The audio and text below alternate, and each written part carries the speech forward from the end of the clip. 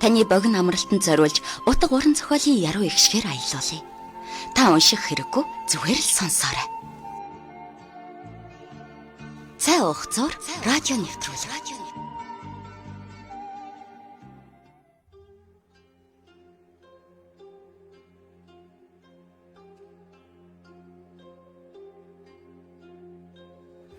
Сайн байцгаана өрхөмд сонсогчдоо, та бүхэнд өдрийн мэндийг хүргэе. Та бүхний өдийн амралттай 80 тухтай сайхан өнгөрч байна уу?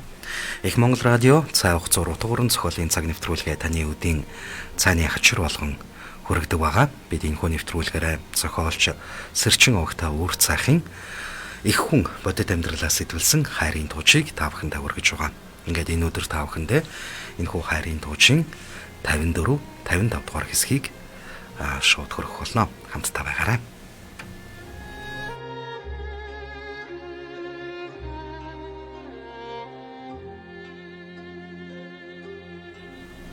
Их хүн бодит амьдралаас сэтвэлсэн хайрын тууч 54 дугаар хэсэг.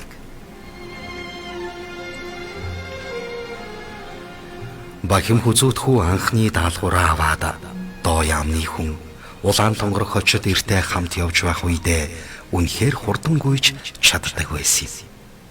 Хэрхэн ингэж гүйхийг багш нь түүнд зааж өгөхдөө гүйх гэдэг бол жирийн хүмүүсийн гүйдгээс шал өөр зүйл.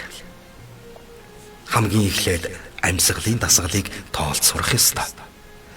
Нэг амьсгаагаар жирийн хүмүүс 32 цагаан лонх гэж тоолоод чадсан нь сайн нэр болно гэж ярьдаг бол жинхэнэ тулгаанч хүн нэг амьсгаагаар 1000 цагаан лонх тоолох ёстой. Үүнийг хийхийн тулд уушигны багтаамжаа асар ихээр нэмэгдүүлэхээс гадна амьсгалын хуваарлалтуудаа сайн хийж сурах нь үүнд чухал үүрэг гүйцэтгэдэг. Тоосон цор мэт жижиг амьсгалыг ашиглаж 10 үйлдэл хийж чадвал чи бухтын хүндийн шилдэгүүдэд орноо гэж хэлээд 10 настайд нь багш нь зааж эхэлжээ. Нэг удаа амьсгаа авч 1000 цагаан лонхыг тоолно гэдэг бол жирийн хүнд төсөөлшгүйгээр үл барам хугацааг тоолж үзвэл хизээч үл бүдэх мэт. Гэтэл багш нь анх түүнд жишээ болгон 1100 цагаан лонхыг тоолж үзүүлэхэд амьсгал нь жигд байж ширхгээр амнаас нь тоосонцор унах мэт хөнгөнүүлэн дуурч байж билээ. Харин бахим хүзүүтхүү тулааны урлагийн дор суусан хүн гисэндээ 70 цагаан лонх тоолоод л ухаан алдаж унахад өхөн нүд ам нь чинэрэн улааж байлаа. Гэтэл багш нь түүнийг дуудан гадаа гаргаж зогсоогоод за гүнзгий амьсгаа зайлуулах хурдан тоол гэдсээ дүнбийлгэж агаар шахаж тогтоогоод тэндээс дотоод амьсгалаас агаар гаргахгүйгээр уушгиндаа эргэлдүүлэн тоол гэж хэлээд 10 хоног заасны эцэст хүү 305-ыг тоолдог болж билээ. Энэ хооронд багш нь нэг ч удаа гүйлгэх нь бүхэл олигтойхон холж алхуулаагүй бөгөөд суулгасаар л байсан тул биеийн хөшин хөндүүрлэж байсныг хийн аргаар зохицуулж зайлуулсаар бас нэгэн сууд сурах төвчээр эрдмийг давхар сураад авчээ.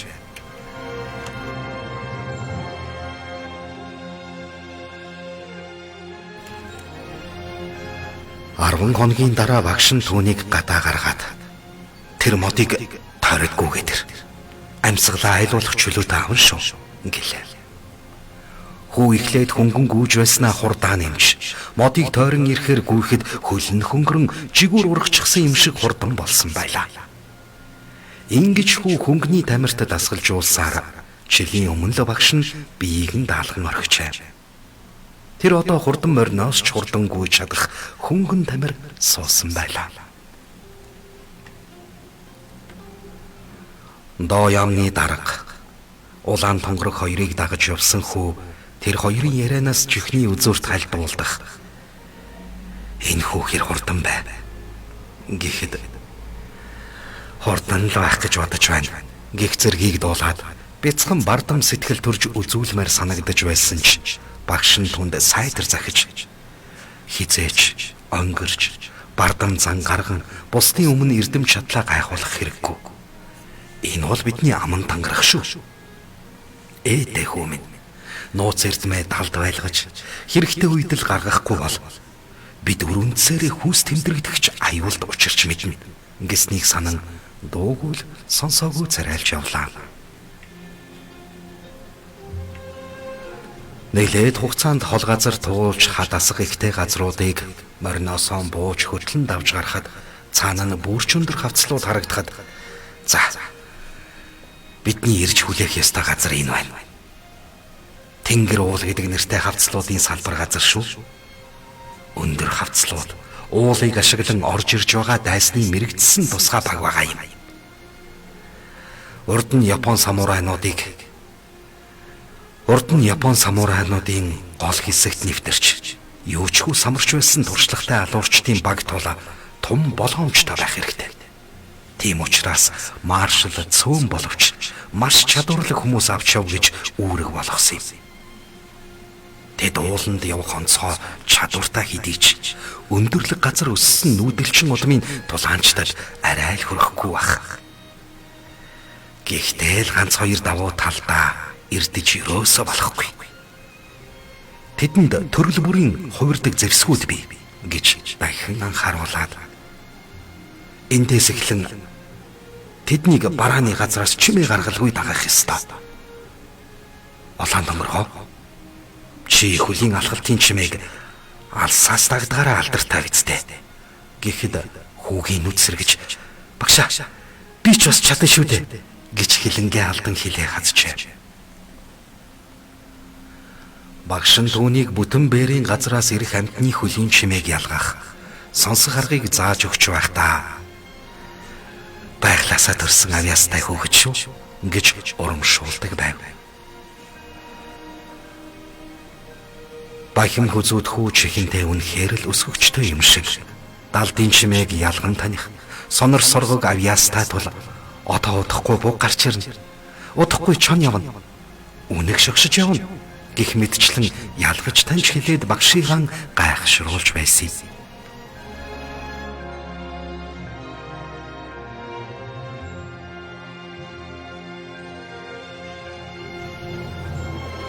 Энэ бол зөвхөн бахим хүзүүд улаан донгорхочд эрдэж байдаг авьяас биш. Бүхий л нүүдэлчин удмын монголчуудын сэргээгүй далдав ген юм гэдгийг ч багш нь түнд хэлж өгсөн билээ. Доо яамны даргын асуултанд дуудаж байж арай хин тэмээ дарга ингэж хариулсан улаан тонгоргийг доо яамны дарга муухай харж асуултуудад хурдан хариулах ёстой. Эстэгүүл их орноосоо урвсан гэж үзээд хэмээн ташаандаа байгаа гар бууга гаргаж сүржигнэхэд улаан тонгорог тэссэнгүү түүнийг муухай харж дарга одоо удахгүй тулаан эхэлнэ. Бид бие бэлтгэх ёстой. Явангуудаа бэлдэж эхлэхгүй бол бидний төвлөрөл орж ирж чадахгүй бүгд дайсны олзуулна. Та саад болохгүй байна уу гэж анхааруулхад доо яамны дарга яаж чадалгүй бууга далд хийгээд тийм бахта та нар муусан лам нар өршөөсөн биш бүр толгой дээр гарах нь гэж шивлэн хэлсэн ч чангаар дуурч зөрхөлсөнгүй. Тэнгэрт бараан үл өдгөрөн түүний завсраар сарныг гарна нэг далд ормон байхад мордийнхоо дөрөөг доогуур нь холбон гүлэм дарвих дөрөө хаврих чимээг далдлан зөвхөн хэсэг адуу явах мэт дуудуултна. Удалгүй алсын газраас чулуун урах чимээ бахим хүзүүдэд эхлэн дуулдаж биеэн хурааж амьсгалаа төгжиж эхлэхэд түүнийг анзаарсан улаан тонгорог гайхан хэсэг хормон гөрөхөд түүний соргог чихэнд арваад хүний хөлийн чимээний ялгарал яхарахгүй сонсогдож агаарт үсрэн янгэр ямаа шиг хад дамжин дүүлж үсрэн чимээг үхэн явхан дуулдаж эхлэв.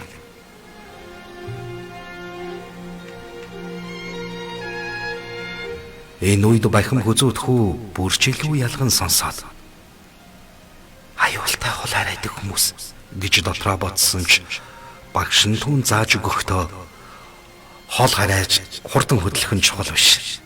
Түүнийг мэдэрч хүлээж авч шилжүүлж аюулгүй болгох нь чухал.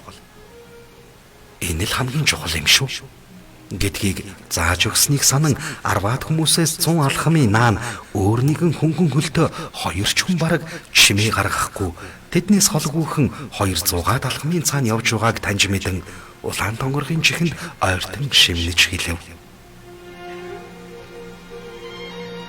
Энэ үед доо яамны хүн үүрэг даалгаврын дагуу таг хөдөлгөөнгүй хоцорч зөвхөн тэр хоёр 10 алхам урагшлан байдлыг тандаж байлаа. Хүүгийн хэлснийг сайтар анзааран чимээ чагнавал нэрэл нэг хөнгөн хөлтөө хүн нисэх мэт ямар ч чимээ гаргалгүй урагшилж байгаа нь алсад битүүхэн амьсгалах чимээнээс нь мэдрэгдэж байлаа. Төрүүлж ургасан чихнээс сүүлд ургасан эврээ гэж бухтын хөндийнхүү соргор бас талбарын тулааны авьяастад бяцхан урамшиж хөөрсөн улаан тонгор хочод ир дайсны хорт сумд оногдчих вэ. Сайн хэлж өгнө гэж бодон таг хөдөлгөөнгүй зогсцооход зөвхөн 2-3 морил байгаа мэт орчин тойронд мэдрэгдэж байлаа. Тун одолгүй уул талаараа ихний хүмүүс явж өнгөрөх нь мэдрэгдснээс хойш нэлээд хугацаа өнгөрөхөд 10 орчим харгавцтай хүмүүс хад дамжин янгир ямаа шиг гүйлдэн өнгөрч байгаа нь бүдэг бадаг дүрс нь харагдах эс харагдахын завсарт явсан ч гэсэн хөлийн чимээ амьсгалын чимээнээс нь шилжилт хөдөлгөөн нь илт мэдрэгдэж байлаа. Дайсан сэжиг авлагүй аюулгүй өнгөрлөө. Нэлээд удаж байгаад улаан тонгоргийг хөдлөх гэтэл хүү дахин дохио өгч 3 гараа заав. Гэтэл дахин 2 хүн дайсны явсан мөрөөр 200-аад алхмын цаана дөхөн ирж яваа нь илтэд анзаарагдаж эхэллээ. Энэ бол арын сэргийлэх баг буюу бүлэг аюулд ороход сүүлийн боломжийг ашиглан нэгэн туслах, нөгөө нарагшаа буцаж мэдээлэл дуулгах 2 хүн ачаа. Дайсны байр байдлыг мэдсэндээ тэд баярлсан ч таг чимээгүй зогссоор нэлээд хугацаа өнгөрөхөд ямар ч сайн сонсголтой хүн сонсогдохооргүй зайд дайснуудад алдран чимээн бүдгэрч одлоо. Тэр 2 арагшаа иргэн доо ямны дарга дээр ирвэл царай нүн шиг цайсан хөөрхий доо ямны том дарга гаран чичрэн бууга тас атхан зогсож байлаа.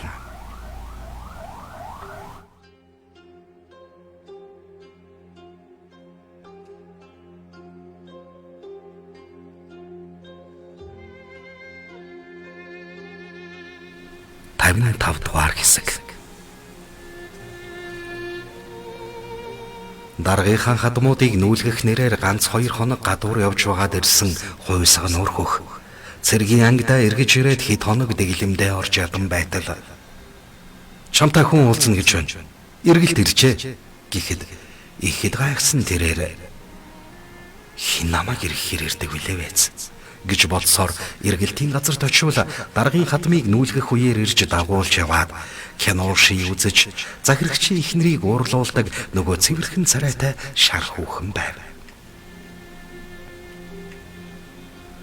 Бүсгүй түүнийг харснаа инээд алдаж "Хүй, хөх залуу минь. Чамайг хуйсга нуур хөх гэж нэрлэж байхгүй шүү. Муухай нэр байна. Миний тослог хөх залуу минь. Чамайг санаад эргэлт өгөхөөр ирлээ" гэж айл хуудсаар ухтав. Хүн амтан харж хаагүй байгаа гэсэн аятай хуйсга нурхөх царай нь улаан ийш тийшсэнхэн харахад азар эргэлтийн өрөөнд хинч байсангүй тул санаа намарч "За сайн аа. Сайн явж ирсэн үү? Гэхдээ санаанд ч ороогүй хүн ирсэн байна штэ" гэж утгагүй юм ярьснаа түгдчихэн. "Чамайг эргэж ирнэ гэж өстө бодсонгүй шүү" гэж арайхийн амнасаа зөв гаргаж хэлэхэд "Чамайг алс нутагт гэр оронтой эргэж таарч хинч ирдэггүй" гэж хэлсэн өгч нь санаанаас гартгүй. Санаа зовоод ганц 2 удаа ч гэсэн эргэж тойрч очие гэж бодоод л ирлээ. "Болох уу? Нөхөр дарга" гэж тулгаж хэлчихээд "Амралтын өдрөөр надад ямар хийх ажил байх вэ штэ? Тэр үедээ чамайг эргэж ирж байдаг юм уу" гэж шийдээд даргын чинь ихнэр өндөр бор найзаас чинь шалсаар байгаад эргэж ирлээ шүү дээ гингээ чигэнсэн бууз цай тэргүүтнийг гаргаж дайлахад зэрэгт ирснээс хойш нэг ч эргэлт авч байгаагүй хуйсга нуур хөхөд их л сайхан санагдан ихнэр нэргээд ирсэн мэд сэтгэгдэл төрж нүднээс нь нулимс тусаж зэргүүдийн гялалцтал угаасан шалан дээр подхийн унахад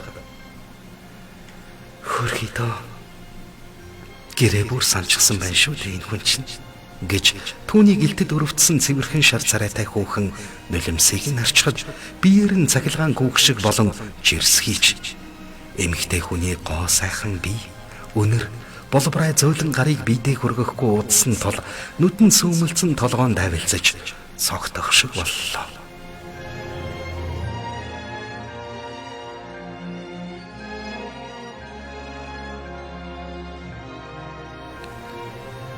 Шар царайтай хүүхэн ч гэсэн элдэв янзын маягтай зам байхгүй. Эвдрээгүй бүсгүй тул үнэн сэтгэлээсээ ялдамхан инээмсэглэж цэргийг өрөвдөгтөө. Нутгасаа гараад жилч болоогүй болохоор хэцүү л байгаа байлгүй дээ. Ахиад 2 жил цэргийн алба хаан шүү дээ. Халагдах хугацаа нь хаач байсан гэж түүнийг өрөвдөв. Чаавс. Сая гадуур явахдаа бүр нэг нүдэн сэргчгсэн явсан. Отоо харахад нулимс туслуулаад хүүхэд шиг гитгэн гэж бодон зогсож байснаа. Халуун дээр нь хоол цайнаас сайн идэж ав гэд дайлж гэллээ. Хойсог нөрхөх цэргийн хүн болж зэгцтэй болсон тул нэг их идэж чадсангүй. Чаахан байж байгаа идэхээстэй тулчаад ордгоо. Чи бас идэж гэхэд хүүхэн тэгэлгүй яах вэ? Эд эзнээ таних биш дээ гэсээр идэхтэй.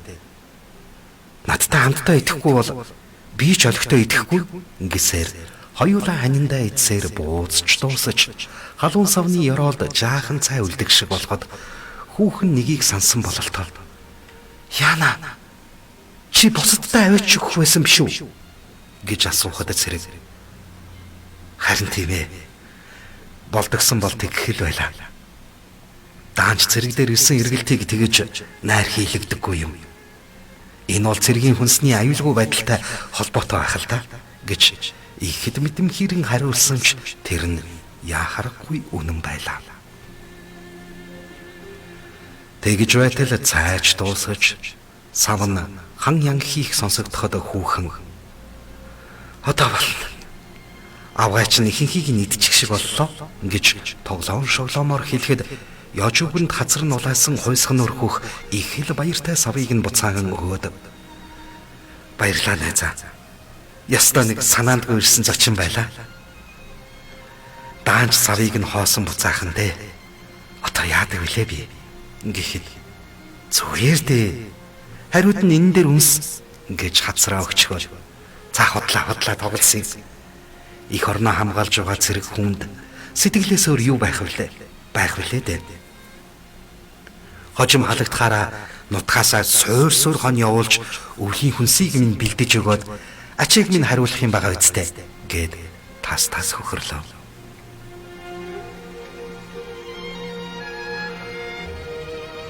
Хоолны дараа шар царайтай хүүхнээс эргэлт авсан дан ихэд баярлаж түүнтэй ойр зүрийн сонин ярин суухтаа хотод байгаа хүмүүс их сонин замтай хүмүүс байдаг.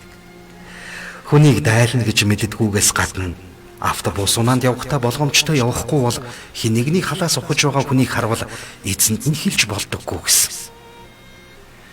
Хэлэх юм бол нүдийг нь брэдгээр хаг зүсчихдэг хүмүүс байдаг гэдэг. Элдв бусын явган яриа нутагтаа их сонсож байсан тул дээрх бүгдийг худлуулахыг нотолсон дайламтгай шар хүүх царайтай хүүхэнд талархаж чи нүдийг нээж өглөө. Монгол хүмүүс альж газар адилхан дайламтгай сайхан сэтгэлтэй өгөөмөр хүмүүс байдаг ачээ. Хаяа нэг муу хүмүүс хөдөө байдагтай адил хотод ч гэсэн байдаг л байлгүй яах вэ? Ганц нэг хүнээс болж нийт хотын хүмүүсийг муу гэж бодож болохгүй гэдгийг надад баталж өглөө. Нутагтаа очиод ярих сони ихтэй боллоо доо гэвэл шар царайтай хүүхэн инээд алдаж хүү мангар минь их нэртэй очиж юу гэж балаарах гэж байгаа юм. Хотын хүүхэн эргэлтээр ирж дайлж цайлдаг байсан гэж хэлэх нь үчи. Ухаанч нь ирүүл үү? Сайхан сэтгэл гаргаж хоолцоо авчирж дайлсан биш. Хүний нөхөр эргүүлсэн хэрэгт намайг болон өөрийгөө оруулж эвлэлийн үрээр хоёр биенээ донгодуулах нь гэж амьсгалан давхцсан түүнээс тулгаж асуулаа. Зэрэг бодсон чинь бас ч гэж тийм байх шүү. Гэхдээ энэ сайхан сэтгэлийг чинь яаж хариулах вүлээ дээ? Гэхдээ хүүхэн сэргэлэн аргагүй инээж тэгж байгаад учир нь олдох байлгүй те. Мэрхэн буудагч гэвэзтэй. Нормоо дагуулan биелүүлээд дарагдаа үнэлэгдэн чөлөө олгогдвол надтай хамт дахин гадуур гарч кино ши үзээд явбал тэгээд л болох нь тэр шүү дээ. Амралтын өдрөөрөө ганцаараа байх чинь шаал уйдгартай байдгийм. Манай хотын залуус чинь учир нь олдохгүй бас их хэцүү хүмүүс байдгийм шүү дээ. Найзуудыгаа харж байхад ээж аав нь тэдний амьдралд их оролцсноо. Зөвхөн өөрсдийнхөө амьдралын хэм маягийг залууст их тулгах дуртай. Бид чинь орчин үеийн залуус үсттэй. Өөрийнхөө амьдралыг өөрсдөө босгоод явбал чихэр шиг амттай байдаг байлгүй. Түүнээс биш хүний бэлдэж өгсөн бүхэн амьдралын амт сайхан бүхний хөндлөнгөөс булан авч байгаатай ямар ч ялгаагүй үсттэй. Тийм ээ гэж хойсгоноораас асуухад залуу тийм шүү гэж суулган хэлэхдээ яагаад ч юм энэ үгийг хэн нэгэнд зориуд дайж түүнд хэлсэн мэт санагдахад эхнэр нь үргэлжил хоёулаа бүр тустай амьдрий л та гэж хэд хэдэн удаа аминчлан гуйсны эцэст үннээ хэлж аавын тань айл хошоо хамт байхаар өглөж ярьж гагаад амар заяа үзүүлэхгүй олигтооч хоолцоо олдохгүй хонь мянга хүрсэн ч муулах мах олдохгүй гэдэг шиг надад хэцүү байна гэж хэлээд байхад нь хүртэл үгийг нь тоохгүй байсаар зэрэгт явхдаа бүр гэрээн хураагаад аав ээжийн гэрт үлдээж л байдаг гэж бодхоос бүрч дэний юм хийсэн санагдан нурууных нь гүйтэн хөлс зутгаж байлаа. Шар царайд түүний үг хэлхийг хэсэг хүлээн чимээгүй байснаа яриагаан үргэлжлүүлж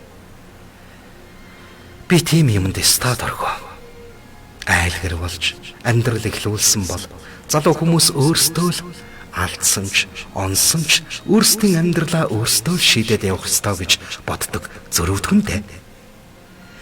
Нэгэнт амьдралд бие даанхөл тавьсан бол өөрийн аав ээжэд ч хайртай хүнийхэн эцэг эхэд ч гэсэн янз бүрийн садаа дарамт учруулахгүй л гэж боддог шүү дээ. Тиймээс л одоо хүртэл би ганцаараа явж сэтгэл санаа нийлэх сайн хүн хайж л байгаа л та. Явандаа сайн ханижл болоод сайн ханижл болчоор хүн олдох байлгүй дээ гэж бодоод л ганц бие болгоод л явж байна. Ястал нөгөө хүмүүсийн хэлдгээр хормоогоо чирснийг нь би тоохгүй. Хормоогоо чирээгүй нь намайг тоохгүй явсаар өдий хүрлээ дээ. Насмын залуу цусмын шингэн байна. Ажил хөдөлмөр хийж ам тосдохыг сурч аваад амьдралаа бодож хайр дурлалын асуудалд орооцолддог юм билүү гэд бодоод л химэн хэлэх нь түүнийг их ухаалаг бүсгүй болохыг илтгэнэ.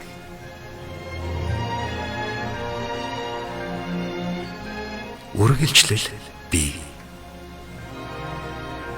Зохиолч Сэрчин овогтой үүр цайх. Зохиол их хүн бодит амьдралаас сэдвэлсэн хайрын дууч. Өгүүлэгч Хосвэр, дууны найруулагч Цэнтава. Их Монгол радио 2020 он. Сонсогч та их хүн дууч номыг худалдан авч уншихыг хүсвэл цэцэг төв 9521-413 Гранд Плаза 4 давхарт 417 тоод Герман гутал.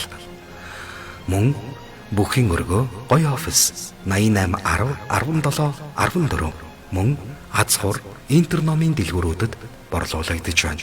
Харин та номоо хургуулan авахыг хүсвэл 88 99 58 56 99 8 5 69 дугаартад холбогдож захиалан хургуулan аваарай. Сонсогч та өдрийн цагаа уучгаад төрч чулуу ажилласаа хүн тэрэн амарцсан уу?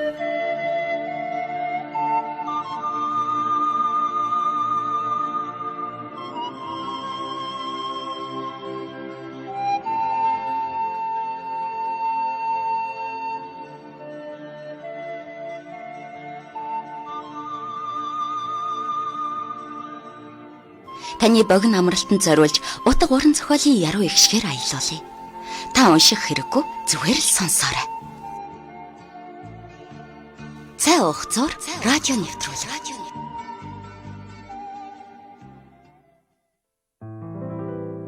Хэрвээ чи